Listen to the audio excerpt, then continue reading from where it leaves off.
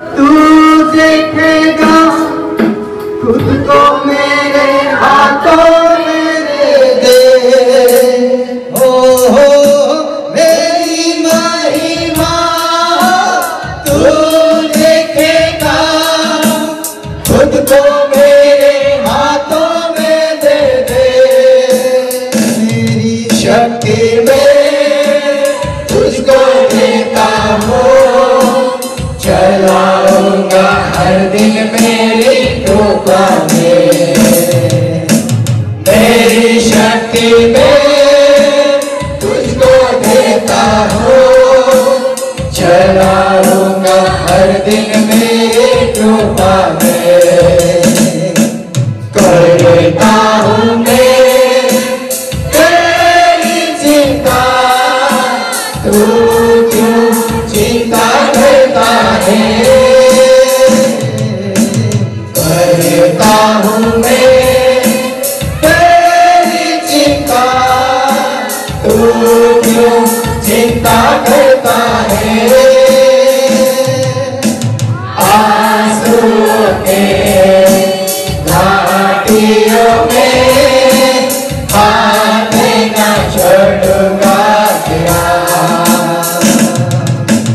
आंसुओं के घाटियों में हाथ न छोड़ूंगा तेरा।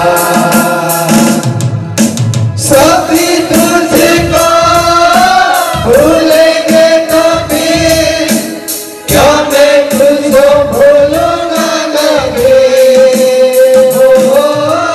सभी तुझको भूलेंगे तो फिर क्या मैं तुझको भूलूंगा नहीं।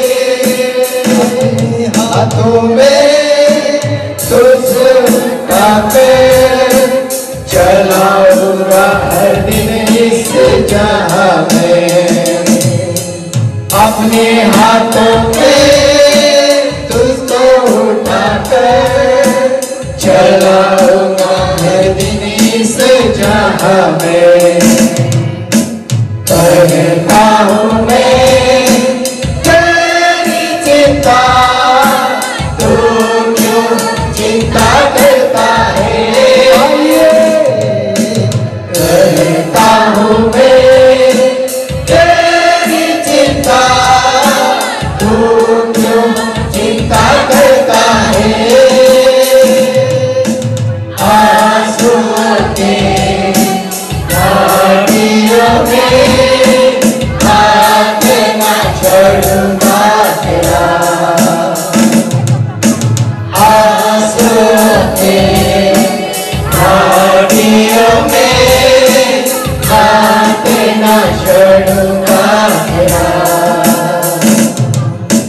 हाथ न छोड़ूंगा तेरा। सर्वशक्तिमान आमच्या जिवंत देवा, प्रभू तुला धन्यवाद। एक सुंदर समय, हा शब्दात दिवस, हा पवित्र वार, हा 20वाचा दिवस तू आमच्या आयुष्यात जोडला, त्याबद्दल आम्ही तुझ्या आभाराने उपकार मानतो। मी प्रार्थना करतो देवा, आज या सकाळच्या समयाला परमेश्वर तू आमच्यामध्ये आहेस, तुझी उपस्थिती आमच्यामध्ये आहे, त्याबद्दल आम्ही तुला धन्यवाद देतो। तू परमेश्वर तुझ्या वचनात राहून आज आमच्याशी बोल। हो परमेश्वर पिता, आजवर जे ऐकलं नाही ते ऐकण्यासाठी कृपा दे, आजवर जे अनुभवलं नाही ते अनुभवण्यासाठी कृपा दे। येणारं वचन आम्हा प्रत्येकाच्या जीवनासाठी आशीर्वादाचं कारण कर। तू बोल, आम्ही ऐकत आहोत परमेश्वरा। हो प्रभू, तू बोल, तुझा दास ऐकत आहे। मी घटावं, तू वाढावा असं होते। पवित्र आत्म्याद्वारे प्रभू मला आणि इथं बसलेल्या प्रत्येकाला नियंत्रित कर आणि आम्हा प्रत्येकाशी तू बोल। सर्व आदर, मान, महिमा, गौरव, सन्मान तुलाच देऊन प्रार्थना येशू प्रभू तुझ्या पवित्र निगुण नावाने मागितली। यावेळेस आपण देवाच्या वचनाकडे जाऊ। आपण एक वचन काढू, मत्तई कृष्णवर्तमान याचा 16वा अध्याय। आपण ज्या वचनाला शुक्रवार पासून पाहतोय ते वचन आपण संध्याकाळी घेऊ परत, पण आज रविवारची भक्ती सभा आहे, तर देवाने मला जे दिलं ते आपण बघू। मत्तई कृष्णवर्तमान याचा 16वा अध्याय आणि वचन 6 वाचू आपण। मत्तई 16 आणि 6। तेव्हा येशू त्यांना म्हणाला, बायबल असं म्हणतं, तेव्हा येशू त्यांना म्हणाला, परुषी व सदुकी परुषी आणि सदुकी यांच्या खमीराविषयी जपून राहा, ह्यांच्या खमीराविषयी जपून राहा व सावध असा. आता नीट लक्ष द्या. प्रभू येशू ख्रिस्ताने शिष्यांना सांगितलं की परुषी आणि सदुकी यांच्या खमीराविषयी सावध राहा. आता पहिली गोष्ट हे लक्षात घ्या की परुषी आणि सदुकी हे जे लोक होते हे खुनी नव्हते, हे दरोडेखोर नव्हते, चोऱ्या माऱ्या करणारे नव्हते, व्यभिचार करणारे नव्हते, ज्याला आपण म्हणतो की हे दारू पिणारे नव्हते. हे लोक जे होते ना हे धर्मशास्त्राचा अभ्यास करणारे होते, हे सभास्थानामध्ये किंवा मंडळीमध्ये शिकवणारे लोक होते की ज्यांचं ट्रेनिंग झालेलं होतं, ज्यांनी पूर्ण नियमशास्त्राचा अभ्यास केलेला होता आणि हे लोकांना नियमशास्त्र शिकवायचे. प्रत्येक धार्मिक विधी पाळण्यासाठी लोकांना नियमशास्त्र शिकवायचे आणि म्हणून हे ज्ञानी लोक होते. पण तुम्हाला माहिती का तरी सुद्धा प्रभू येशू ख्रिस्त या लोकांच्या बाबतीत काय म्हणतोय, शिष्यांना काय सांगतोय, वाचा परत एकदा. तेव्हा येशू त्यांना म्हणाला, येशू म्हणाला परुषी व सदुकी परुषी आणि सदुकी यांच्या खमीराविषयी जपून राहा. यांच्या खमीराविषयी. खमीर खमीर म्हणजे काय माहिती का तुम्हाला? खमीर कशाला म्हणतात? हा कशाला? पावात टाकतात, बरोबर. पाव बनवताना किंवा केक बनवताना किंवा डोनट बनवतो ना आपण, बेकिंग पावडर आपण म्हणतो त्याला ना. सोडा किंवा बेकिंग पावडर ही वेगळी मी तुम्हाला सांगतो, पण तो खमीराचाच भाग आहे. म्हणजे जसं खमीर काम करतं तसंच बेकिंग पावडर काम करते.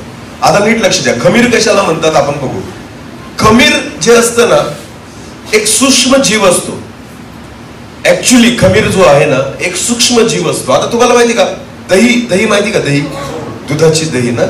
हा, दही जे असतं ते आपण खातो की नाही? दह्यात काय असतं तुम्हाला माहिती का? दह्यामध्ये काय असतं? हा, सूक्ष्म जीव असतात, किडे असतात, आळ्या असतात बारीक, पण त्या डोळ्यांना दिसत नाही. तेच दही जर प्रयोगशाळेमध्ये सूक्ष्म दर्शिका असते ना त्याच्या खाली जर पाहिलं ना तुम्ही त्या दह्याला घेऊन, तर खूप बारीक बारीक बारीक बारीक आळ्या दिसतात त्याच्यात, पण ते आपल्या डोळ्यांना दिसत.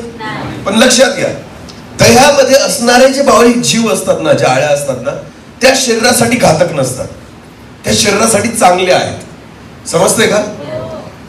ते जे आहेत ना त्याच्यामध्ये असणारे जे जीव असतात ना, जे दह्यात आहेत, ते आपल्या शरीरासाठी चांगले असतात, पोटासाठी, पचनाला आणि पोटाला ते आरोग्यदायी आहेत आणि म्हणून ते खाल्लं जातं. समजतंय का? जंतू दोन प्रकारचे असतात. एक जे आपल्या शरीराला घातक असतात किंवा हानी पोचू शकतात, त्याला काय म्हणतात? गुड बॅक्टेरियाज म्हणतात त्यांना. हे जे दह्यात असतात ना हे काय असतात? Good bacterias. आणि बॅड बॅक्टेरियाज वेगळे असतात की जे शरीरासाठी चांगले आहेत. जर त्या आळ्या आपल्याला दिसल्या तर तुम्ही दही खाल का? नाही. पण चांगलं लागतं ना, आंबट आंबट मस्त साखर बिकर टाकून छान लागतं, पण दिसत नाही म्हणून आपण खाऊन जातो. बरोबर आहे ना? खमीर जे आहे ना, खमीर हे तसंच असतं. खमीर बारीक सूक्ष्म जीव असतात जे त्या काळामध्ये लोक वापरायचे. आता बेकिंग पावडर वापरतात किंवा सोडा वापरतात, पण तेव्हा खमीर वापरलं जायचं. अजूनही काही ठिकाणी वापरतात, त्याला ईस्ट म्हणतात इंग्लिशमध्ये. त्याचं काम काय असतं? एक वचन वाचा बरं अजून, गलती 5:9 वाचा बरं. गलती 5 आणि 9.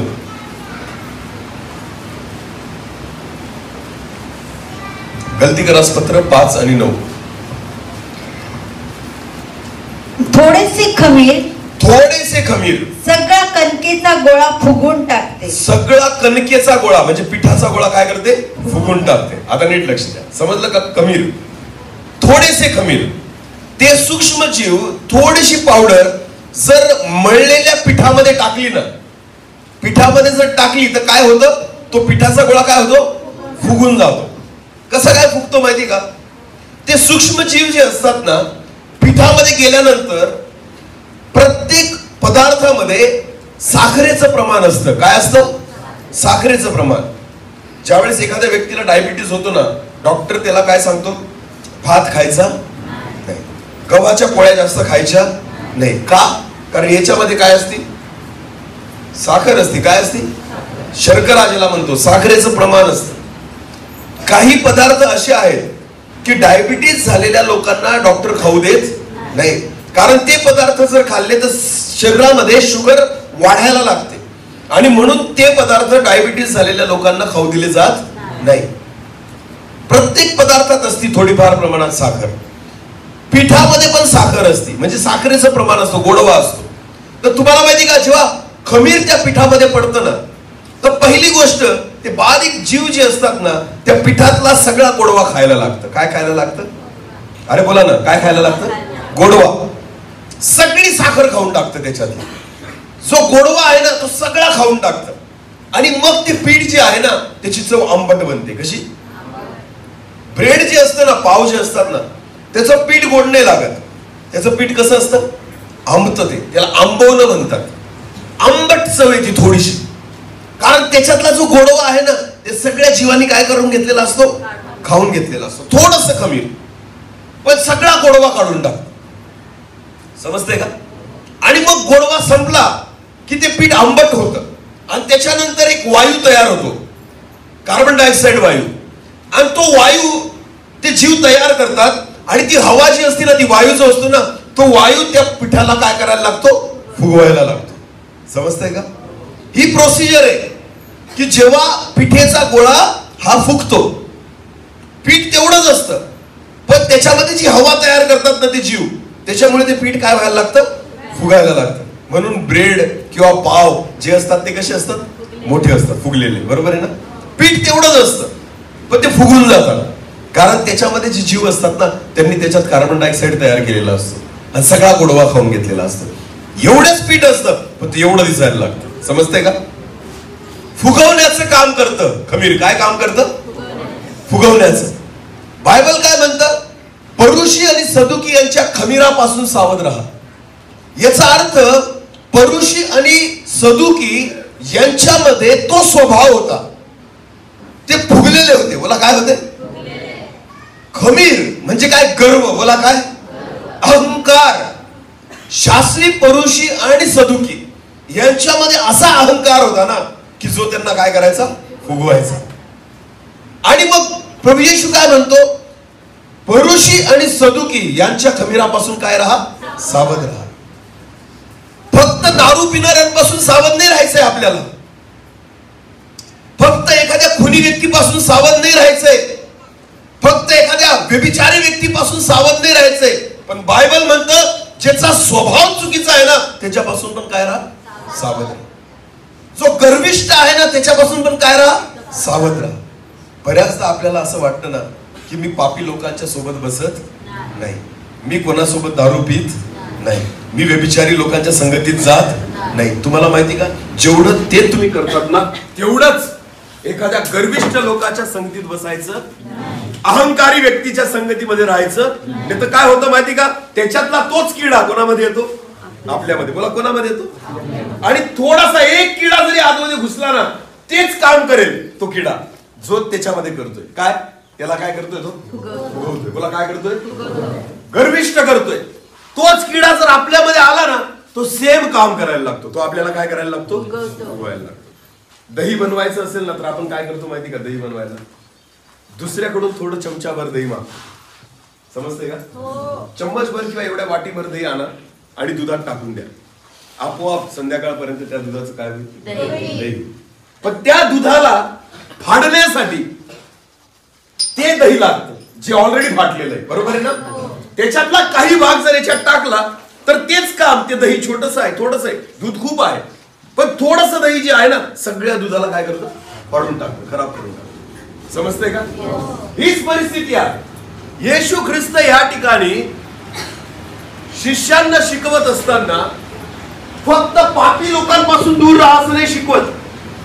येशू ख्रिस्ताने कुठेच असं नाही शिकवलेलं आहे. नीट लक्ष द्या. बायबल मध्ये तुम्ही नीट वाचा.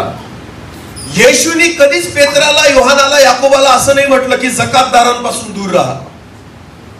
समजतंय का? स्वतः तो पण नाही राहिला. येशू ख्रिस्त कोणासोबत जेवायला बसायचा? बायबल मध्ये म्हटलेलं आहे की जकातदारांच्या घरी त्याला बोलवलं तरी तो जायचा. आमेन. पापी लोकांसोबत येशू जेवायला बसायचा. जक्काई जकातदार होता, त्याच्या घरी येशू ख्रिस्त राहायला गेला. व्यभिचारी स्त्री त्याचे पाय त्या ठिकाणी धुते. जे शरीराने पाप करतायत ना प्रियांनो, येशू उलट त्यांच्या सोबत राहायचा. का? कारण येशूला माहिती होतं हे बदलतील. आमेन. पण जे गर्विष्ठ होते, जे मनात पाप धरून होते, ज्यांचा स्वभाव चुकीचा होता, नीट लक्ष द्या. सवयी आणि स्वभाव दोन्ही वेगळ्या गोष्टी आहेत. सवयी शरीराला असतात. कशाला असतात? आणि स्वभाव कसला असतो? मनाचा. बोला, कसला असतो? शरीराच्या सवयी सुटून जातात, पण प्रॉब्लेम हा आहे स्वभाव लवकर जात नाही. मी प्रभू मध्ये आलो ना, मी दारू सोडली, सवय सुटली. मी तंबाखू सोडली, सवय सुटली. बरोबर आहे की नाही? पण स्वभाव सुटत नाही, कारण स्वभाव आतमध्ये असतो. पहिले पण माझ्यामध्ये गर्व होता, अजून पण आहे. मीपणा होता, अजून पण आहे. स्वभाव जो असतो ना, तो लवकर निघत नाही. आणि तुम्हाला माहिती का, तोच स्वभाव मध्ये काम करत असतो माणसाला फुगवण्याचं. आणि म्हणून प्रभू म्हणतो की तुम्ही सदुकी आणि परुषी यांच्या खमीरापासून सावध राहा, कारण तो गर्व जो आहे ना, तो देवाचं काम होऊ देत नाही. बायबल मध्ये जकातदारांना येशू कळला, जक्कयाला येशू कळला. त्याने सगळी प्रॉपर्टी देऊन टाकली आणि येशूला म्हटलं, प्रभू आज तू माझ्या घरी ये. आणि येशू ख्रिस्त जक्कयाला म्हणतो, जक्कया आज या घराला काय प्राप्त झालं? तारण प्राप्त झालं. जक्कयाला उद्धार मिळाला ना? मिळाला की नाही? व्यभिचारी स्त्रीला दगड मारत होते लोक, तिला मारून टाकायचं म्हणत होते. येशू तिथं आला. लोकांनी विचारलं, हिला मारायचं का आम्ही? कारण मोशेने म्हटलेलं आहे, व्यभिचार करताना कोणी सापडलं तिला दगड मार करा. येशूने काय म्हटलं? तुमच्यापैकी ज्याने पाप केलं नसेल त्याने पहिला दगड मारा. बरोबर आहे ना? कोणी मारला दगड? सगळे निघून गेले. मग येशू ख्रिस्तांना ती स्त्री तिथंच उभी होती. येशूने म्हटलं, काय ग बाई, तुला कोणीच दगड नाही मारला? ती म्हणते नाही. मग येशू म्हणतो, जा, मी पण तुला दोष लावत याच्या पुढे पाप करायचं नाही. येशू ख्रिस्ताने तिला पण दया केली, सोडून दिलं. तिला उद्धार प्राप्त झाला. कोणाला? व्यभिचारी स्त्रीला. तीच व्यभिचारी स्त्री एकदा येशू एका पुरुषाच्या घरी जेवायला बसला होता आणि ते येशू आला आणि ती व्यभिचारी स्त्री आली आणि तिने रडून येशूचे पाय काय केले? धुतले. आपल्या डोक्यांनी काय केले? पुसले आणि त्या पायाला सुगंधी तेल लावलं. आमेन. कोणी? एका व्यभिचारी स्त्रीने. व्यभिचारी स्त्रीला देव कळला, जकातदारांना देव कळला. समरोणी स्त्री जिने 5 नवरे केलेले होते, 6वा तिच्या सोबत होता, तो तिचा नवरा नव्हता. तिला सुद्धा कोण कळला? ख्रिस्त कळला, येशू कळला. तिचा उद्धार झाला. तिने तिच्या सगळ्या गावाला सांगितलं. आमेन. एवढंच काय, मरायच्या वेळेस जो चोर होता ना, ज्याने कधी येशूला ऐकलेलं नव्हतं, पाहिलेलं नव्हतं, शेवटच्या क्षणी त्या चोराला सुद्धा कोण कळला? येशू कळला. आणि त्या चोराचा सुद्धा उद्धार झाला. येशूने म्हटलं, आज तू माझ्यासोबत कुठं असशील? सुखलोकात असशील. या सगळ्या लोकांना देव कळला. मला बायबल मध्ये दाखवा की एक परुषी आणि एक सदुकी ज्याला ख्रिस्त कळला, त्याने येशू ख्रिस्ताला स्वीकार. याजक, शास्त्री, परुषी, सदुकी येशू ख्रिस्ताला नाही स्वीकार. ऐकलंच नाही त्यांनी येशूचं, स्वीकारलंच नाही येशूला. का? कारण त्यांच्यामध्ये खमीर होतं. मला काय होतं? नीट लक्ष द्या. ज्यांच्यामध्ये फक्त पाप होते ना, ज्यांच्यामध्ये शरीराच्या सवयी होत्या ना, निघून गेल्या त्या. येशूने काढून टाकल्या त्या, धुवून टाकल्या त्या, त्यांनी सोडून दिल्या. पण ज्यांच्यामध्ये खमीर होतं ना, ते फुगतच राहिले. ते खमीर निघालंच नाही. ते खमीर देवाचं काम करू देत नव्हतं त्यांच्या जीवनामध्ये. त्या खमीरामुळे त्यांना ख्रिस्त कधीच कळू शकला. देवाचा एक पण चमत्कार त्यांनी स्वतः अनुभवला नाही. देवाचं वचन त्यांना कळू शकलं नाही. त्यांचे डोळे उघडले नाही. तुम्हाला माहिती, शास्त्री, परुषी, सदुकी हे लोक नेहमी येशूला ऐकायला यायचे. काय करायला यायचे? ऐकायला यायचे. पण कशासाठी? कशासाठी? चुका काढायला. बोला, कशासाठी? कारण त्यांच्यामध्ये काय होतं? खमीर. हालेलुया. ते ऑलरेडी फुगलेले होते. प्रभूचं ऐकण्यासाठी रिकामे लोक लागतात. कसे लोक लागतात? आणि हे कसे होते? फुगलेले होते ऑलरेडी खमीरामुळे. जर मला प्रभूचं वचन ऐकायचं आहे ना, तर मी रिकामा असलो पाहिजे मधून. आमेन. मी खाली असलो पाहिजे, तर मी कोणाला ऐकू शकतो? येशूला. पण हे ऑलरेडी फुगलेले असायचे. आणि शास्त्री, परुषी लोक हे कधी पण, हे प्रत्येक मिटिंगला राहायचे. कोणाच्या? येशूच्या. एक पण सोडायचे नाही. येशूची एक पण सभा सोडत नव्हते. पण यांचा उद्देश काय होता? ऐकणं नाही, चुका काढणं. बोला, काय होतं? चुका काढणं. की हा कुठं चुकतो, याला आम्ही कसं धरायचं, याची कशी चूक सापडवायची, लक्षात घ्या. आणि म्हणून यांच्या जीवनामध्ये वचनाने कधीच काम केलं नाही. आज सुद्धा अशी लोक असतात ना, जे वचन ऐकायला नाही येत, काय काढायला येतं? चुका. काय आहे त्यांच्यामध्ये? खमीर. बोला काय आहे? खमीर. सगळं जग वचन ऐकेल पण ते नाही ऐकणार. ते बसतील, ऐकतील, पण फक्त काय शोधतील? चुका. त्यांना त्या वचनात देव कधीच नाही सापडणार. त्यांना त्या वचनात परमेश्वराचा आवाज कधीच ऐकू येणार नाही. का? कारण त्यांना आवाज नाही ऐकायचा आहे. त्यांना काय काढायची आहे? चूक. की काहीतरी चूक भेटेल म्हणून त्यांना देव कधीच कळत आणि ते कधी सुधरू शकत नाही. आहेत आपल्यामध्ये पण असे शास्त्री पुरुष आणि सदुकी. हालेलुया. जे स्वतः तर काहीच नाही करत पण दुसऱ्याच्या काय करतात? हा तसा तो तसा, याला काय समजतं, हा इथं चुकला, असं नाही बोलायला लागत होतं, मग तू चल, मग तू ये, तू कर सेवा. आम्ही नाही करणार पण आम्ही काय काढू? चुका. लोक बदलतात, विधर्मी लोक विश्वास ठेवतात. माझा व्यक्तिगत अनुभव आहे. आम्ही सेवा पण विधर्मी लोकांमध्येच केलेली बहुतांश पुणे भागात. नवीन विधर्मी लोकांना देवाचं वचन जर कळलं ना, तुम्हाला माहिती का, त्यांच्या जीवनात काम व्हायला लागतं. हालेलुया. एकदा नीट लक्ष द्या. देव काम करतो, देव काम करतो नवीन लोकांमध्ये. मी अनेक भागामध्ये सेवा केलेली आहे, आपल्या नवापूर विस्तारात सुद्धा किंवा डांग विस्तारात सुद्धा. विधर्मी लोकांच्या साक्षी ऐकतो आम्ही की ते म्हणतात की खरंच देव आमच्याशी बोलला, खरंच बरोबर आहे, खरंच असंच पाहिजे. तुम्हाला माहिती, पण आपलेच लोक म्हणतात याला काय कळतं. कारण ते फक्त येतात कशासाठी? चुका काढायला. ते कोण असतात? शास्त्री, फरीसी आणि सदुकी. कारण त्यांच्यामध्ये काय आहे? खमीर. मला काय आहे? ते लोक कधीच आशीर्वादित होऊ शकत. म्हणून येशू ख्रिस्ताने काय सांगितलं? यांच्यापासून काय राहा? सावध राहा. गर्व, अहंकार आणि खमीर देवाचं काम तुमच्या जीवनात होऊ देत नाही. समजतंय का? सगळ्यात मोठी रुकावट, मोठं अडखळण आहे अहंकार. जर माझ्या जीवनात असेल ना, तर देवाचं काम माझ्या जीवनात मी कधीच अनुभव करू शकत नाही. एक वचन वाचू आपण, एक उदाहरण आहे बायबलमध्ये. दुसरे राजे काढा बरं. दुसरे राजे आणि 5 अध्याय.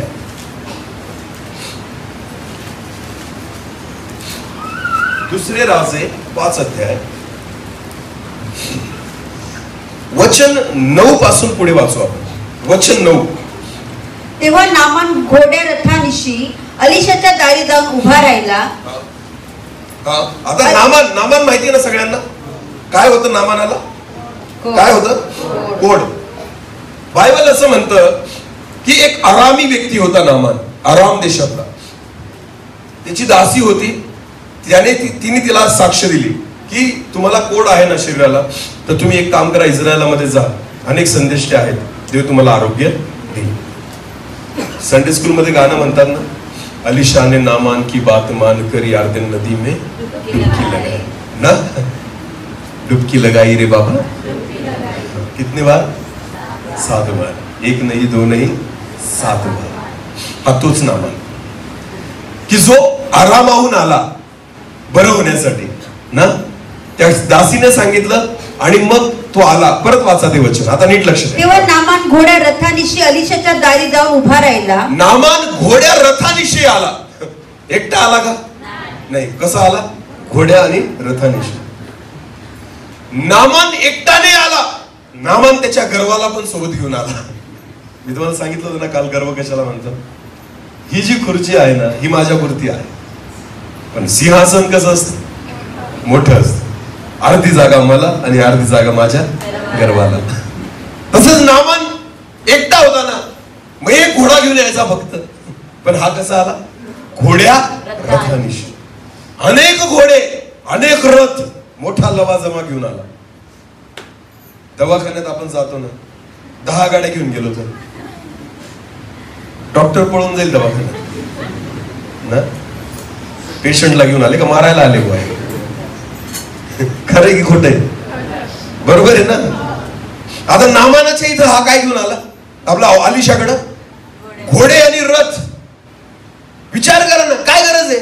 तुला बरं व्हायचंय ना, गपचूप जा ना एकटा. अजून एखाद्या व्यक्तीला घेऊन जा. एवढा लवाजमा नाही, पण विषय काय आहे ना, मी एकटा नाही जाणार. मी सोबत माझ्या कशाला घेऊन जाईल? गर्वाला. मला कोणाला घेऊन जाईल? म्हणून नामान म्हटला मी एकटा नाही जाणार, माझा गर्व पण सोबत राहील, म्हणून घोडे रथ सगळं घेऊन आला. पुढे वाचा. अलिशाने एका जासूदाच्या हाती त्याला सांगून पाठवले. आता अलिशाकडे आला, अलिशा देवाचा दास आहे, अलिशाकडे आला घोडे रथ घेऊन. अलिशा बाहेर पाहायला नाही आला की कोणता घोडा आणला कोणते रथ आणले, बाहेर निघाला सुद्धा नाही अलिशा. समजतंय का? याला म्हणतात देवाचा दास. किती महागड्या गाड्या घेऊन आले ना, फरक पडत नाही, बाहेर आला सुद्धा नाही अलिशा. अलिशाने काय केलं परत वाचा. अलिशाने एका जासूदाच्या हाती त्याला सांगून पाठवले की, अलिशाने एका व्यक्तीला बाहेर पाठवलं आणि सांगून पाठवलं की जाऊन यार्देने 7 वेळा स्नान कर. जा, त्या नामानाला सांग यार्देने जा आणि 7 वेळा डुबकी मारून काय कर, यार्देनेमध्ये स्नान कर. म्हणजे तुझे शरीर पूर्वीसारखे होऊन तू शुद्ध होशील. म्हणजे तू पूर्वीसारखा शुद्ध होशील आणि बरा होशील. हालेलुया. नीट लक्ष द्या. अलिशा उठला नाही, त्याच्या जवळ गेला नाही, निरोप पाठवला, जिथं आहे तिथं जा, यार्देन नदी तिथं आहे, 7 वेळेस जाऊन डुबक्या मार, तू बरा होऊन जाशील. पुढे वाचा. हे ऐकून नामान रागावून चालता झाला. हे जेव्हा नामानाने ऐकलं ना, नामान रागावला आणि चालता झाला. का बरं रागावला? प्रॉब्लेम त्याचा नाहीये, प्रॉब्लेम त्याच्या गर्वाचा आहे. कसला आहे? मला नाही भेटायला आला, त्यापेक्षा माझ्या गर्वाला नाही भेटायला आला. हालेलुया. मी एवढे घोडे आणि एवढे रथ घेऊन आलेलो आहे आणि तुम्हाला साधा भेटायला पण नाही आला. मग नामान रागावला. कसा रागावला? परत वाचा. हे ऐकून नामान रागावून चालता झाला, निघाला, चालता झाला. तो म्हणाला, पहा मला वाटले होते तो स्वतः माझ्याकडे बाहेर येईल. नामानाला काय वाटले होते? की मला वाटले होते. का बरं वाटलं तुला? तुला का बरं वाटलं? कारण मी काय आहे? अधिकारी आहे, एक मोठा सेनापती आहे. मग मला वाटलं होतं. तुला वाटल्याने काही फरक पडत? तू आला कोणाकडे? आला कोणाकडे? अलिशाकडे. अलिशा कोण आहे? देवाचा. देवाला काय वाटतं हे महत्वाचं आहे. तुला काय वाटतं याच्याने काही फरक पडत नाही. हालेलुया. तू कोणाच्या दारात आलाय? देवाच्या. बोला कोणाच्या? मग कोणाच्या पद्धतीने चालावं लागेल? तुझा गर्व कुठं ठेवून यायचा? बाहेर. बोला कुठं ठेवून यायचा? इथं जागा भेटत नाही. कशाला? गर्वाला. देवाच्या मंडळीमध्ये एका गोष्टीला जागा भेटत नाही. कशाला जागा भेटत नाही? इथं सिंहासन आहे का? नाहीये. इथं फक्त एकच विराजमान असतो. तुम्हाला माहिती तो कोण आहे? राजांचा राजा आणि प्रभूंचा प्रभू. हालेलुया. तो म्हणतो मला असं वाटलं. अरे तुला कशाला वाटलं? पण तरी तो म्हणतो मला असं वाटलं. तो स्वतः माझ्याकडे बाहेर येईल. अलिशा स्वतः माझ्याकडे बाहेर येईल आणि उभा राहून आपला देव परमेश्वर याचे नाव घेईल. आणि मग तो देवाचं नाव घेईल आणि रोगाच्या ठिकाणी हात फिरून आणि मग माझ्या शरीरावर हात ठेवेल आणि माझे पोट बरे आणि करेल. माझे पोट बरे करेल. अलिशाने असं काहीच केलं नाही. हालेलुया. पण याला वाटत होतं ना करावं असं. कारण मी काय आहे? अधिकारी. मी काय आहे? आणि मी काय काय घेऊन आलोय? घोडे आणि रथ. तुम्हाला माहिती का? नामानाला वाटत होतं, तो रागावला, त्याला चीड आली. मी नाही करणार, जा, मी चाललो परत. का? कारण मला जे वाटलं ते माझ्यासोबत झालं नाही. मग पुढे वाचा काय झालं. दिमिश्कातल्या नद्या अबाना व पर्पर ह्या इस्रायलच्या सर्व जलाशयांपेक्षा उत्तम नाहीत का? गर्व, गर्व, अहंकार. तो काय म्हणतो? तुमच्या इस्रायलाची जी यार्देन नदी आहे ना, ज्याच्यात तुम्हाला डुबक्या मारायला लावतोय, त्याच्यापेक्षा आमच्या ठिकाणी जी नदी आहे, कोणकोणती? पर्पर व अबाना. पर्पर व अबाना या ज्या 2 नद्या आहेत ना, त्या यार्देनेपेक्षा मोठ्या आहेत. मग तिथं जाऊन आंघोळ करायला काय प्रॉब्लेम आहे मला? बघा, याला आरोग्याशी मतलब आहे ना. तुला आहे की नाही आरोग्याशी मतलब? मग जे देवाचा दास सांगतो ते काय कर? कर. यार्देनेच सांगितलं ना, तर यार्देने जर डुबक्या मार. तिथं कशाला सांगतोय की आमच्याकडे मोठ्या नद्या आहेत असं? हा त्याचा काय आहे? गर्व. बोला काय आहे? अहंकार. हालेलुया. तुम्ही नीट लक्ष द्या. हा जो अहंकार असतो ना, तो देवाला त्याचं काम करू देत नाही. पुढे वाचा परत. मग त्यांनी त्याचे सेवक त्याच्याकडे येऊन म्हणाले, बाबा संदेश. एक काम करा आता, परत वाचा ते वचन. दिमिश्कातल्या नद्या अबाना. त्याच्या अगोदरच. हे ऐकून नामान रागावून चालता झाला. हे ऐकून नामान रागावून चालता झाला. मला एक सांगा, नामान जर निघून गेला असता कोण बरं झालं असतं का? नाही. पण तो रागावला की नाही? आणि तो काय झाला? चालता झाला. याचा अर्थ काय? तो कोणापासून दूर जात होता? देवाच्या कामापासून, जे त्याच्या जीवनामध्ये होणार होतं. आणि त्याला कोण घेऊन जात होतं? गर्व. बोला, त्याला कोण घेऊन जात होतं? गर्व. नामान नाही जात होता, त्याला त्याचा गर्व घेऊन जात होता. चालता झाला असं म्हटलेलं आहे. चालायला लागला, जा, मला नाही यायचं, मला नाही थांबायचं इथं. का? कारण एलिशा बाहेर आला, हात लावला, देवाचं नाव घेतलं, माझं तोंड सुद्धा पाहिलं, चालता झालं. त्याचा गर्व त्याला म्हणतो इथं थांबायचं नाही. आणि जर गेला असता निघून मग तसाच पांढरा राहिला असता. बरा झाला असता का? नाही. छुटकारा मिळाला असता का? नाही. नीट लक्ष द्या. गर्व ना आपल्याला देवाजवळून दूर घेऊन जातो. तो म्हणतो इथं नाही थांबायचं, मग देवाचं काम होत नाही. देवापासून दूर घेऊन जाण्याचं काम शास्त्री आणि पुरुषांना नेहमी त्यांचा गर्व येशूपासून कुठे घेऊन जायचा?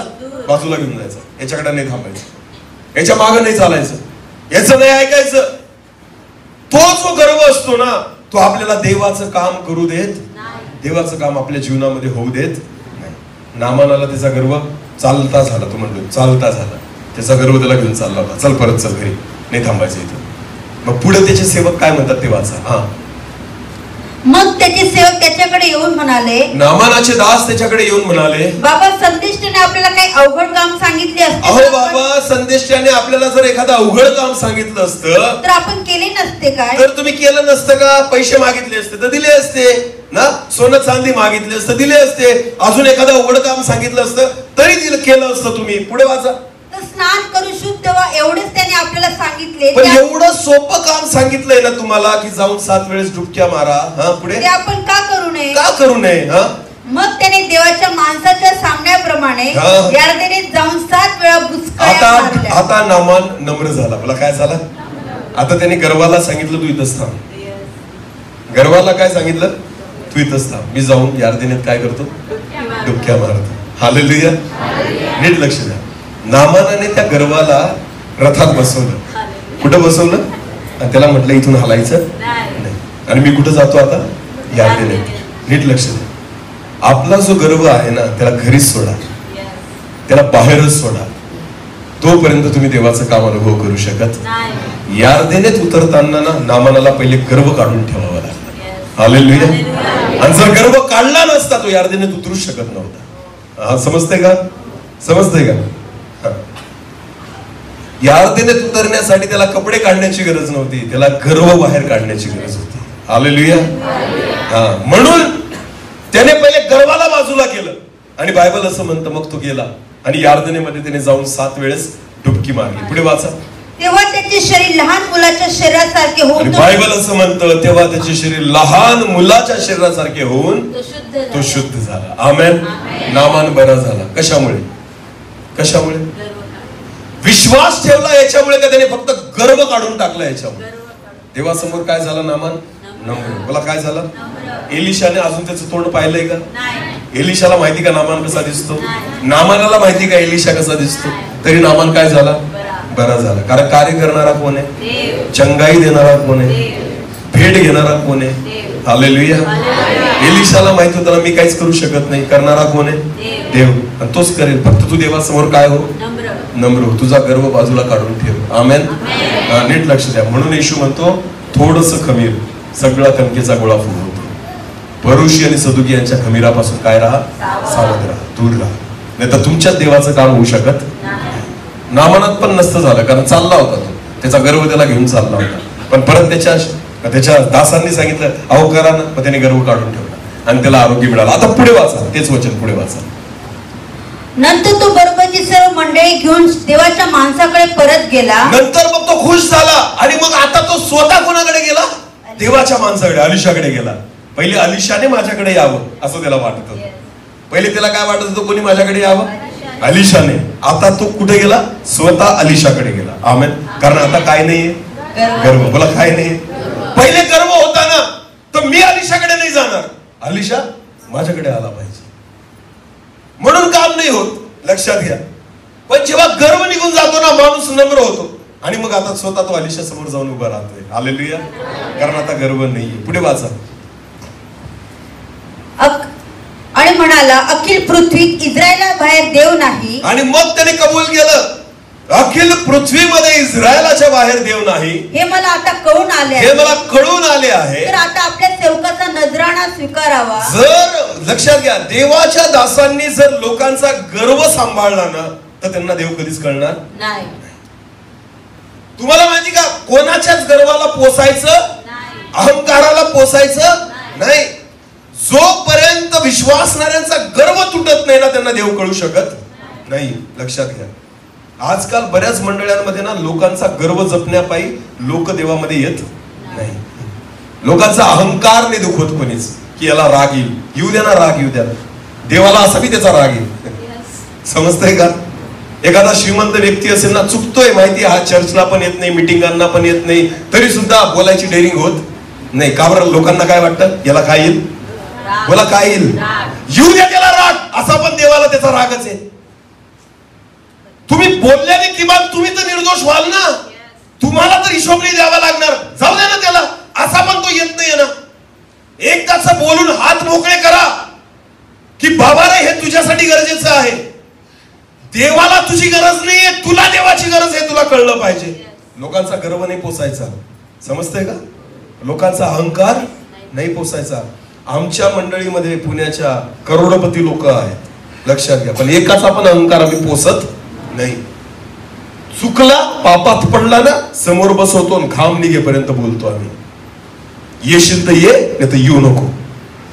तुझ्या पैशाची गरज नाहीये, देवाला तुझ्या आत्म्याची गरज आहे. हालेलुया. तू लाख पैसेवाला असला पण पाप घेऊन जगत असला ना, तर नाशाकडेच जाशील. तुझा पैसा घेऊन देव तुला जवळ घेणार नाही. लक्षात घ्या. त्यांचा गर्व नाही पोसायचा, अहंकार कोणाचाच पोसायचा नाही. मी बऱ्याच ठिकाणी बघतो, सेवक जे असतात ना, सेवक, तुमचं नाही म्हणत आहे, मी बऱ्याच ठिकाणी बघितलेलं आहे की श्रीमंत माणसाशी बोलणं वेगळं आणि गरीबाशी बोलणं. तो श्रीमंत असेल ना, तोंडासमोर पाप करतो तरी हिंमत नाही होत बोलायची की तू चुकतोय असं. आपण त्याचा गर्व सांभाळतो. काय सांभाळतो? याला राग येऊन जाईल, येऊ द्या ना, मरू द्या ना, असं बी पापात मरणार आहे. तुमच्या डोक्यावर कशाला घेतायत त्याला? समजतंय का? माझं बोलणं कदाचित बाकीच्या लोकांना, अरे पण मी तुम्हाला सांगू का, या चर्च मध्ये देवापेक्षा मोठा कोणीच नाहीये.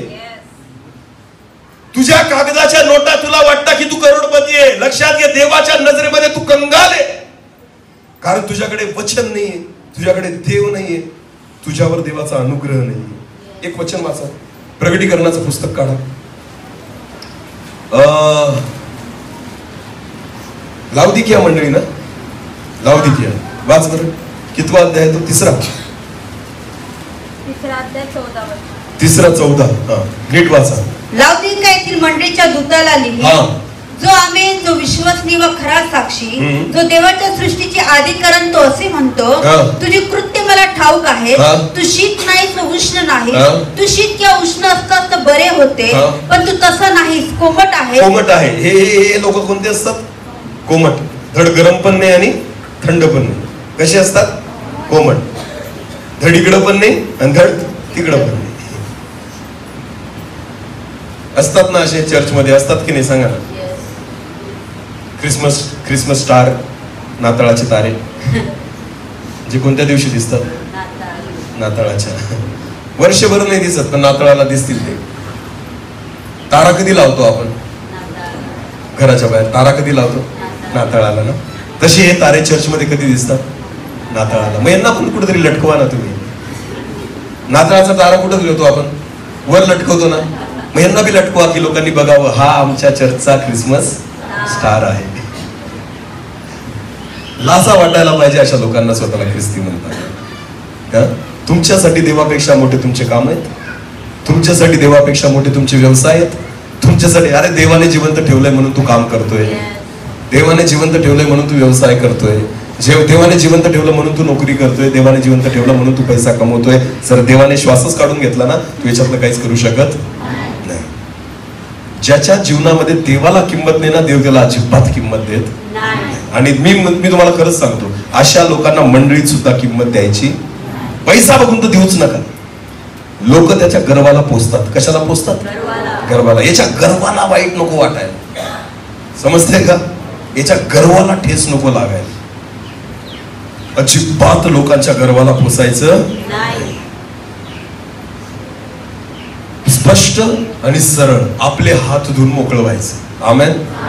आमच्या जीवनामध्ये असे अनेक प्रसंग येतात. आमच्या मंडळांमध्ये खूप खूप चांगले लोक आहेत, खूप पैसेवाले लोक आहेत, खूप श्रीमंत लोक आहेत. देवाने आम्हाला सेवा जशी दिली. कारण काय? आम्हाला लुटणं जमत नाही. म्हणून देवाने आम्हाला सगळे पैसेवाले देऊन ठेवले, कारण देवाला माहिती हे अशी पण लुटणार नाही. एका दिवसाचं दूध, अनेक शेतकरी आहेत आमच्याकडे त्या भागात की एका दिवसाचं दूध त्यांचं 100 लिटरच्या वर आहे. 150 लिटर दूध, 100 लिटर दूध एका दिवसाला घालतात. एवढं दूध आहे त्यांच्याकडे. शेती तशीच आहे. एका व्यक्तीची दर महिन्याची इन्कम 2.5 करोड रुपये. स्वतःची कंपनी, स्वतःचा 30,000 लिटर एका दिवसाला दूध जमा होतं. किती हजार? 30,000 लिटर. स्वतःची कंपनी आहे. एका महिन्याचा टर्न ओव्हर 2 ते 2.5 करोड रुपये. खाली बसतो चर्चमध्ये. कुठं बसतो? जेवण असेल ना, एखाद्या भिल समाजाच्या गरीब घरामध्ये जरी जेवण असेल ना, पत्तरवाळ्या खरकाट्या उचलण्यापासून कामं करतात. करोडपती.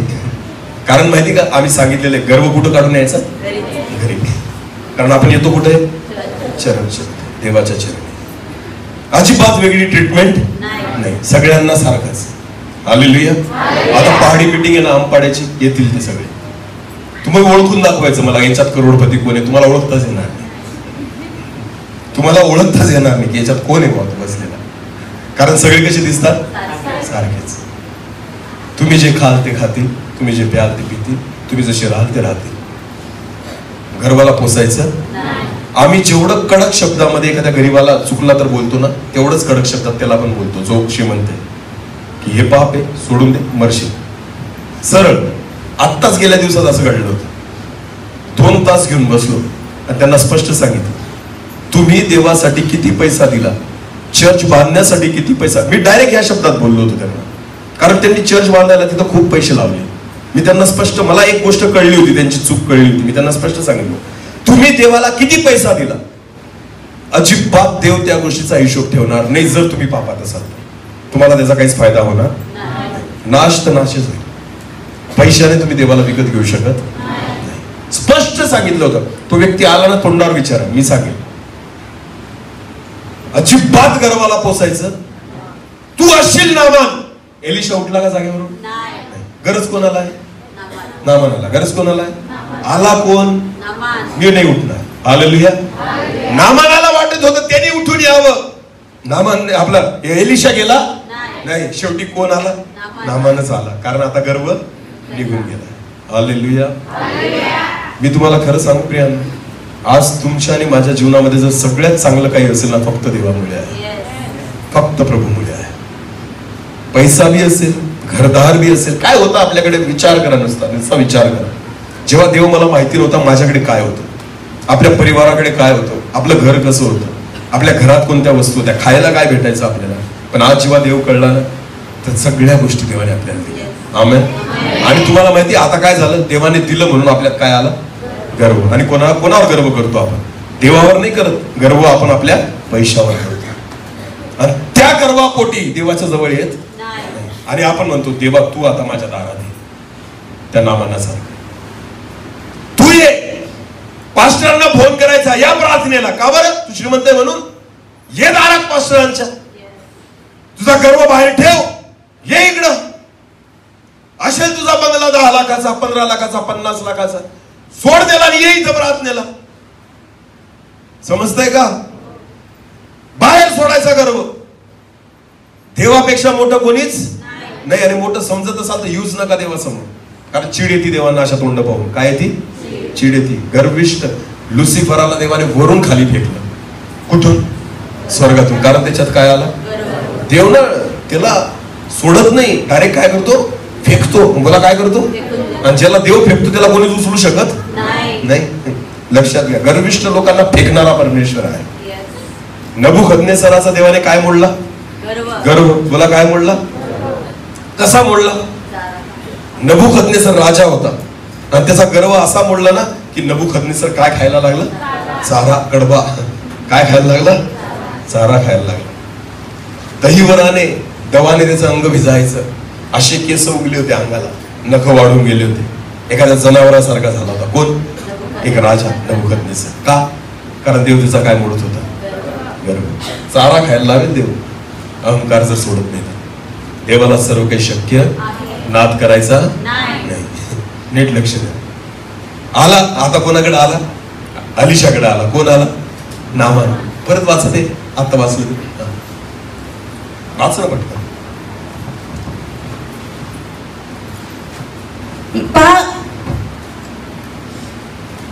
नामान अलिशाकडे येतो ते वाच.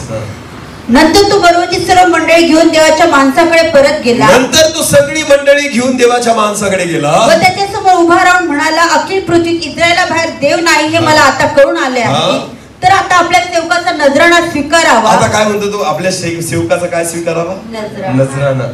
अजून थोडा गर्व बाकी आहे की मी काय आणलंय तुमच्यासाठी, नजराणा. बोला काय आणलंय? नजराणा. आता ना 5 वचन वाचा मला. 5. 1 मिनिट. 5 वचन. काय काय नजराणा आणला होता ना ते तिथं. अरामाच्या राजाने म्हटले, आरामाच्या राजाने म्हटले, जा तर मग मी इस्रायलाच्या राजाला पत्र देतो. तो माणूस 10 किक्कार चांदी, 10 किक्कार चांदी, सोन्याची 6000 नाणी, 6000 सोन्याची नाणी व 10 पोशाख घेऊन निघाला. 10 नवीन पोशाख एवढा नजराणा आणला होता. कोणाला द्यायला? एलिशाला द्यायला. आरोग्य देशील ना तुला एवढं भेटेल. 6000 सोन्याचे नाणे. लक्षात घ्या, 10 नवीन पोशाख आणि 10 किक्कार चांदी, एवढं सर्व घेऊन आलेला होता तो अलिशाला. मग नजराणा घेऊन आला आणि अलिशा समोर उभा राहिला आणि अलिशाला म्हणतो, हा नजराणा काय करा? स्वीकार करा. पुढे वाचा. तो म्हणाला, ज्या परमेश्वराच्या हुजुरात मी असतो. अलिशा म्हणतो, ज्या देवाची मी सेवा करतो ना, ज्या देवाच्या हुजुरात मी असतो, त्याच्या जीविताची शपथ मी काही एक घेणार. मी तुझ्याकडून 1 फुटी कवडी पण घेणार नाही, 1 नाणं सुद्धा घेणार नाही. अलिशाने घेतला का? कारण अलिशाला माहिती होतं हा पैसा नाही, हा त्याचा काय आहे? गर्व. खमीर माझ्यामध्ये मी घेणार, खमीराला मी आतमध्ये जागा देणार नाही. कारण नामान जो घेऊन आलेला होता तो पैसा नव्हता, तो काय होता? गर्व. आणि तो कोणाला देऊ इच्छित होता? अलिशाला. अलिशा म्हटला, मी तुझ्यातलं काहीच घेणार नाही. नीट लक्ष द्या. कधीच दुसऱ्याचा गर्व घेऊ, समोरच्याचा अहंकार घेऊ नका, नंतर तो अहंकार तुम्हाला मी फुगवेल, तुम्हाला दाबून टाकेल. समजतंय का? अलिशाला माहिती होतं हा पैसा नाहीये, हा त्याचा काय आहे? गर्व. आणि म्हणून तो अलिशाने घेतला. अलिशा म्हटला, देवाच्या जीविताची शपथ मी तुझ्याकडून काहीच घेणार नाही. आमेन. पुढे वाचा. आता पुढे वाचा. मस्त. त्याला पुष्कळ आग्रह केला तरी तो खूप आग्रह केला नामानाने की घ्या ना, थोडं तरी घ्या, अर्ध तरी घ्या, 1 तरी घ्या. तो म्हणे थोडं पण नको ना, कारण थोडस खमीर सगळा गोळा. 1 नाणं बी घेतलं ना तरी ते खमीर माझ्यामध्ये येईलच. तुझा गर्व माझ्यामध्ये, मला नकोय तुझं काही. आग्रह करत होता, घ्या ना थोडस, घ्या ना थोडस. नाही घेतलं. नीट लक्ष द्या. समोरचा किती आग्रह करेल ना तरी त्याचा गर्व घ्यायचा, कारण ते खमीर गोळा काय करेल? अजिबात नाही घेतला त्याने. किती आग्रह केला नामानाने की थोडं तरी घ्या, थोडं तरी घ्या. एवढा आग्रह केल्यानंतर तर आपण घेऊनच टाकू, नाही का? समोरचा देतोय एवढ्या प्रेमाने, एवढ्या आग्रहाने. पण लक्षात घ्या, समोरचा काय देतोय ना ते बघा पहिले. जर तो गर्व आणि अहंकाराने देतोय ना, अजिबात घ्यायचं नाही, तर ते खमीर तुमच्यामध्ये येईल. आणि हा अलिशाला माहिती होता हा गर्व आहे जो मला भेटत, तो त्याने घेतला नाही, त्याने स्वीकारला नाही. पुढे वाचा. तेव्हा नामान म्हणाला, आता बघा, आता खरी गंमत आहे. तेव्हा नामान म्हणाला, एवढी तरी निदान कृपा करा की. आता मग तुम्ही माझ्याकडून माझा गर्व नाही घेते ना, मग माझी एवढी तरी कृपा करा की आपल्या दासाला 2 खेचरांच्या ओझ्याची माती द्या. माझं सोनं तुम्हाला नकोय ना, पण तुमची माती तरी मला द्या. हालेलुया. माझा अहंकार तुम्ही घेऊ नका, पण तुमची नम्रता मला देऊन टाका. आमेन. काय मागितलं तिने? पण काय मागितली? माती. बोला काय मागितली? कोणाकडून? अलिशाकडून. नामानाकडे काय होतं? सोनं. बोला काय होतं? आणि एलिशाकडे काय होती? माती. पण तुम्हाला माहिती का, नामानाला माहिती होतं हे सोनं काहीच कामाची नाही, पण ही माती कामाची आहे. हालेलुया. नीट लक्ष द्या. देवाच्या दासाकडे माती होती, पण त्या मातीला पण किंमत होती. तिच्यात गर्व नाहीये, तिच्यात अहंकार नाहीये. नामान काय म्हणतो, बरं ठीक आहे, माझा पैसा नका घेऊ, तुमची माती तरी द्या. आमेन. आता तुम्हाला माहिती का, नामानाचा पूर्ण गर्व निघून गेला. हालेलुया. कारण त्याला वाटायचं ना या पैशाला किंमत आहे, अलिशा खुश होऊन जाईल माझं सोनं नाणं बघून. त्याला कळून गेलं अरे रे रे याच्या नजरेमध्ये याची काहीच किंमत नाही. पण तेव्हा जेव्हा त्याचा गर्व उतरला ना तेव्हा त्याला कळलं सोन्यापेक्षा अधिक किमती या देशाची काय आहे, या जमिनीतली काय आहे, मातीच्या देशात परमेश्वर आहे. हालेलुया. आणि 2 खेचर भरून 2 पोते भरून काय घेऊन गेला, माती. आमेन. नीट लक्ष द्या, देव असा गर्व तोडतो. हालेलुया. म्हणून त्याने एलिशाची माती मागितली, तुझी नम्रता मला देऊन टाक. आमेन. म्हणजे मग मी त्या देवाची सेवा करेल. हालेलुया. हालेलुया. समजतंय का? बस ह्याच पद्धतीने ती माती जी आहे ना ती जेव्हा त्याने स्वीकारली, समजून घ्यायचं अहंकार तुटून गेला. आमेन. त्याने नम्रता स्वीकारून घेतली एलिशाची. त्याला कळून गेलं माझ्या सोन्याला जेवढी किंमत नाही तेवढी या मातीला किंमत आहे. हालेलुया. आज पण लक्षात घ्या, जेवढं तुमच्या कामाला किंमत नाही ना तेवढं देवाच्या ह्या मंदिराला किंमत आहे, तेवढी या भक्तीला किंमत आहे. लोकांना असं वाटतं मीटिंगा काय दरवेळेस होतात, नंतर जाईल आणि करून घेईल. मी तुम्हाला सांगतो हे जे तुम्ही गमावलं ना ते तुम्हाला परत कधीच भेटणार नाही, कधीच नाही भेटणार. दुसऱ्या मीटिंग मध्ये दुसऱ्या गोष्टी. हे आशीर्वाद ज्यांनी गमावले त्यांनी गमावले आणि हे ज्यांनी प्राप्त केले त्यांना भेटले. हालेलुया. हा. किती मीटिंग होत्या टोटल उपास प्रार्थनेच्या? 6. आता किती झाल्या आपल्या? 5. एक बाकी आहे ना. 6 मीटिंग ना, 6 मीटिंग होत्या. आता या 6 मीटिंगांमध्ये 5 झालेल्या आहेत. काही लोकांनी 2 केल्या, काही लोकांनी 4 केल्या, काही लोकांनी 5 केल्या, काहींनी 1 केली, काहींनी 1 पण केली. समजते का? जेवढ्यांनी सगळ्या केल्या, मी तुम्हाला सांगतो देवाने तुमच्यासाठी जेवढे आशीर्वाद ठेवलेले होते ना सगळे प्राप्त केले. आमेन. ज्यांनी फक्त निम्म्या केल्या तेवढंच भेटेल, 1 केली तेवढंच भेटेल, नाही केलं काहीच भेटणार नाही. समजते का? आणि परत तुम्ही मिळवायचा प्रयत्न कराल तरी भेटू शकत नाही, कारण जे दिलं गेलंय ते भेटून गेलेलं आहे, परत भेटणार नाही. लक्षात. किंमत पाहिजे आपल्याला. बघा काय पाहिजे? जोपर्यंत मी माझ्या सगळ्या महत्वाच्या कामांना माती समजत नाही ना, समजते का? आणि ज्याला आपल्या नजरेमध्ये आज आपण माती समजतोय त्याला जोपर्यंत आपण सोनं समजत नाही ना तोपर्यंत मी आशीर्वाद प्राप्त करू शकत नाही. नामानाला त्याने आणलेला नजराना माती दिसायला लागला आणि एलिशाकडची माती नजराना दिसायला लागला. हालेलुया. समजतंय का? एलिशाची माती एलिशाकडे होती ना, तो म्हणत होतो ही मी घेऊन जातो 2 पोते भरून. का बरं? विकशील जाऊन. किंमत आहे का त्या मातीला? नाही. पण त्याला माहिती होतं का त्या सोन्यापेक्षा अधिक मौल्यवान हेच आहे. ज्याला देव कळला ना त्याला ते कळायला लागतं माती मौल्यवान आहे. आमेन. हा. दिसत तर काहीच नाही हो, आपल्याला वाटतं या मातीत काय, अरे पण त्या मातीतच सगळं आहे. हालेलुया. बऱ्याचदा आपल्याला वाटतं की आज माझं हे काम आहे, ते काम आहे, ते केलं तर मला एवढा पैसा भेटेल, ते भेटेल. मी तुम्हाला सांगतोय तुम्ही उलट स्वतःसाठी श्राप उडून घेताय. का? खरा आशीर्वाद त्या कामात नाही, खरा आशीर्वाद देवाच्या चरणी आहे. आमेन. तो परमेश्वर तुम्हाला अनेक पटीने देऊ शकतो, पण आपला विश्वास नाहीये. आपला विश्वास, आपल्याला असं वाटतं मी कमवेल तर मला भेटेल. हा तुमचा काय आहे? गर्व. बोला, हा तुमचा काय आहे? देव देऊ शकत नाही, मला कमवावं लागेल, हा तुमचा काय आहे? गर्व. म्हणून सरळ दांड्या मारतात. कशाला? चर्चला, मिटिंगांना ना. काही फरक नाही पडत. 1 मीटिंग नाही केली तर. अरे खूप फरक पडतो. देव स्वर्ग सोडून आलाय तुमच्यासाठी इथं आणि तुम्ही तुमचं काम सोडून येऊ शकत नाही, म्हणजे तुम्ही देवापेक्षा मोठे झाले.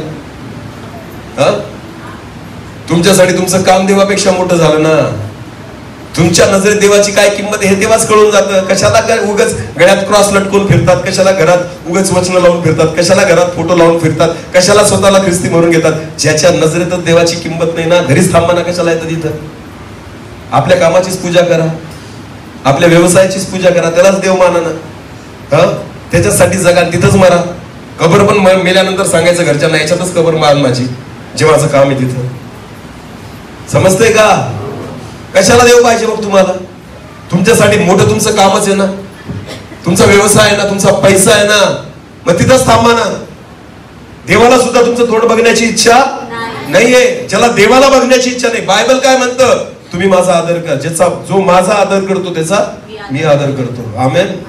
पहिले शमूएल नाही काढू नका, 3ऱ्या अध्यायात लिहिलेलं आहे की जो माझा आदर करतो त्याचा मी आदर करेन. आमेन. एली याजक जो होता ना, तो देवाचा आदर नव्हता करत, आणि मग शमूएलाला परमेश्वराचं वचन प्राप्त झालं, आणि शमूएलाला परमेश्वर म्हणतो जो माझा आदर करतो ना त्याचा मी आदर करेन. लक्षात घ्या, आज सुद्धा तेच आहे. देव तुमच्या अहंकाराला पोचणार नाही. तुमचा गर्व तिकडच बाहेर टाकून यायचा, घरीच सोडून यायचा, बाहेरच काढून यायचा. इथं येताना कसं यायचं, नम्रतेने. आमेन.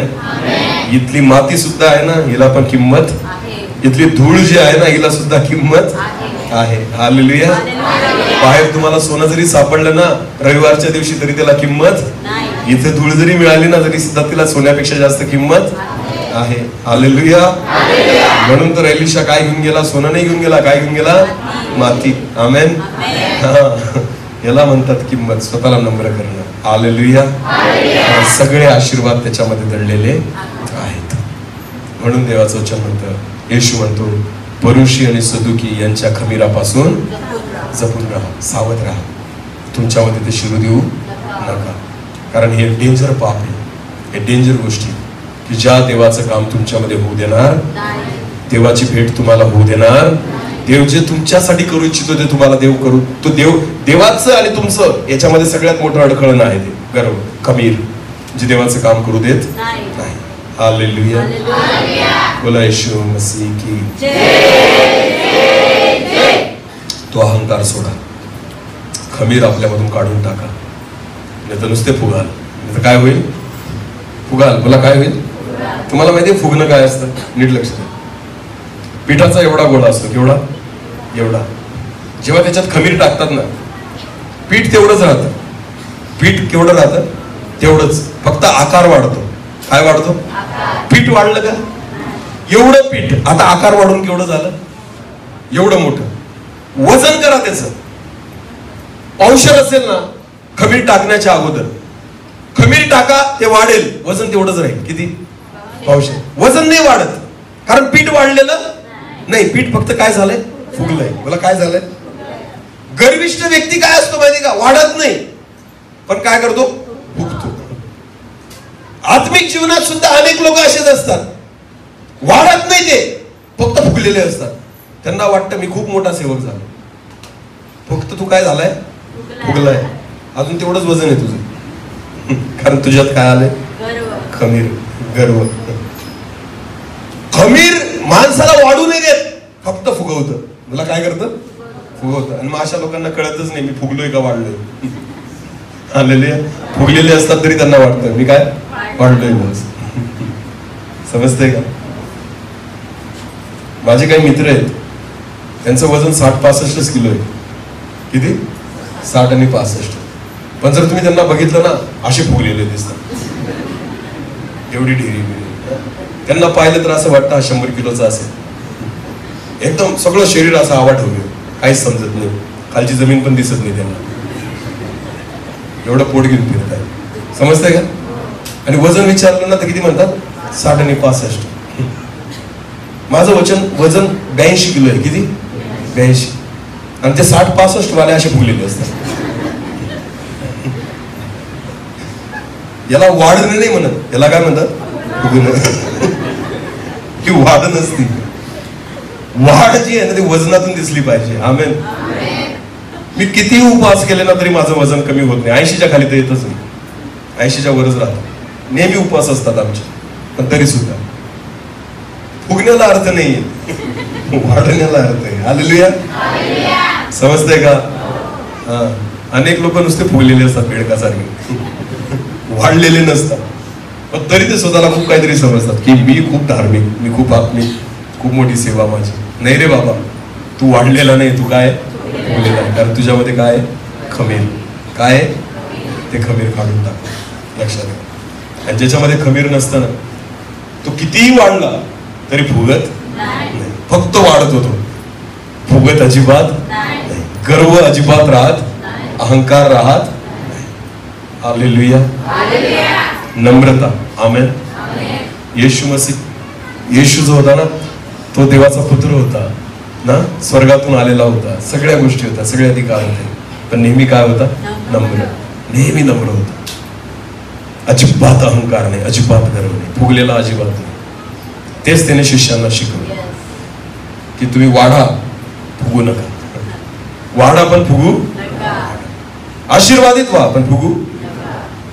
पैसे पण तुम्हाला देव देईल किंवा आशीर्वाद देईल परमेश्वर, पण फुगायचं. नोकरीला लागा पण फुगू. चांगलं शिक्षण घ्या पण फुगू. चांगल्या डिग्र्या घ्या पण फुगू नका. काही करा फक्त फुगू नका. देवाची इच्छा हीच आहे. आमेन. सोनं चांदी घेण्याच्या बाबतीत मध्ये माझं असं म्हणणं नाही की घेऊ नये, घ्या फक्त फुगू. चांगले कपडे घेऊ नका का? घ्या फक्त फुगू. महागड्या वस्तू पण घ्या फक्त फुगू नका. कारण मेन प्रॉब्लेम तो आहे की ह्या सगळ्या वस्तू आपल्याला काय करतात? फुगवतात. पण ते आपल्यावर ना खमीर घ्यायचं का नाही घ्यायचं. आमेन. सगळे आशीर्वाद देवाची इच्छा आहे आपण घ्यावी, फक्त फुगू नका. खमीराला जागा द्यायची नाही, कारण थोडस खमीर सगळा कणकेचा गोळा फुगवतो आणि ते देवाचं काम आपल्या जीवनात होऊ देत. म्हणून देवाची इच्छा आहे की फुगू नका. बस मला असं वाटतं आज इथंच थांबू. जे द्यायचं होतं देवाने दिलंय, बाकी देवाच्या हातात आपलं जीवन आपण सोडू. आपण डोळे झाकू प्रार्थना करू. धन्यवाद पिता, माझ्या देवा, खरंच तुझं वचन जिवंत, अद्भुत, पराक्रमी, सामर्थ्य आहे. ज्याप्रमाणे परमेश्वरा नामानाने सोनं नाही पण माती निवडली, कारण तो नम्र झाला, झुकला, अहंकार टाकला आणि त्याला ती माती अधिक मौल्यवान वाटली सोन्यापेक्षा, नजराण्यापेक्षा, कारण नम्रता त्याने धारण केली. आम्ही देखील स्वतःला झुकवावं परमेश्वर. तुझ्या चरणी येणं हीच धन्यता आहे, तुला वेळ देणं हीच धन्यता आहे.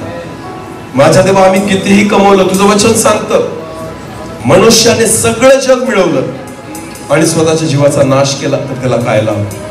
काहीच लाभ नाहीये प्रभू, काहीच लाभ नाही जर तू आम्हाला भेटला नाहीस, जर आम्ही तुला वेळ दिला नाही, तुझ्या समोर झुकलो नाही, तुझ्या इच्छेप्रमाणे चाललो नाही, वागलो नाही. सगळं व्यर्थ आहे देवा. तुला वेळ देण्यासाठी आम्हाला सहायता कर. धन्यवाद. आम्हाला लीन कर, आम्हाला नम्र कर परमेश्वर. तुझ्या समान कर, तुझ्या आत्म्याने चालव. कारण जे तू आम्हाला दिलंय ती आमची योग्यता नाहीये, ती तुझी कृपा आणि अनुग्रह आहे परमेश्वर. धन्यवाद पिता.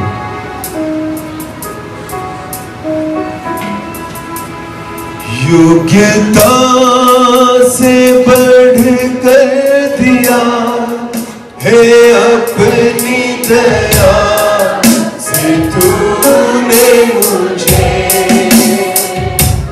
योग्यता से बढ़कर दिया है अपनी दया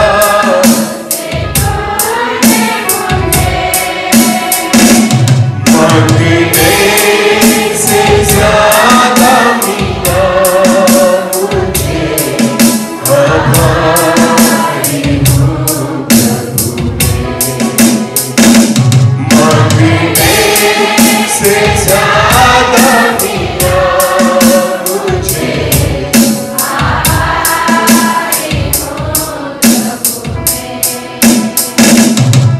धन्यवाद के साथ स्तुति गाऊंगा यीशु मेरे खुदा.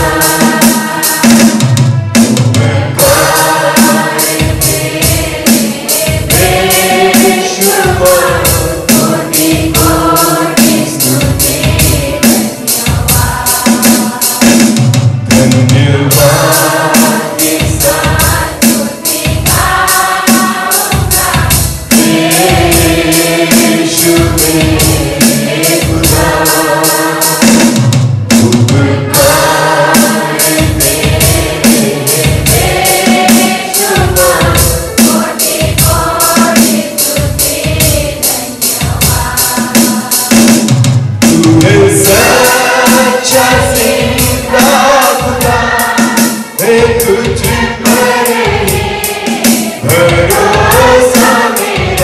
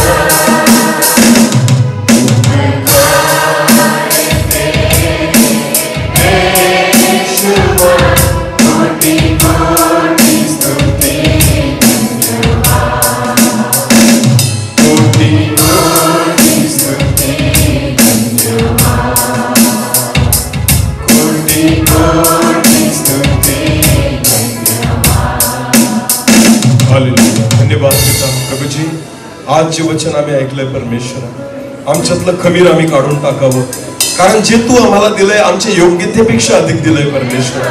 हे आम्ही मिळवलं, आम्ही कमवलं असं नाहीये परमेश्वरा, ही केवळ तुझी दया आणि करुणा आहे परमेश्वरा. प्रभूजी, आम्ही तुझा वेळ तुला द्यावा, तुझं स्थान तुला द्यावं. हो परमेश्वरा, तुझ्या चरणी आम्ही यावं, झुकावं, आणि परमेश्वरा आम्ही तुला वेळ द्यावा यासाठी कृपा दे. हो परमेश्वरा, आमचा अहंकार, आमचा गर्व, आमचा मीपणा बाजूला सारून, बाहेर टाकून आम्ही तुझ्या चरणी यावं यासाठी कृपा दे. लीन आणि नम्र होण्यासाठी सहायता कर, कारण तुझ्या चरणाची माती देखील मौल्यवान आहे परमेश्वर, त्या सोन्या चांदीपेक्षा मौल्यवान आहे प्रभू, आणि त्याचं महत्व आम्हाला कळून दे. धन्यवाद.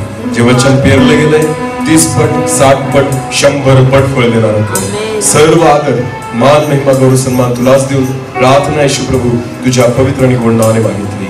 आमेन.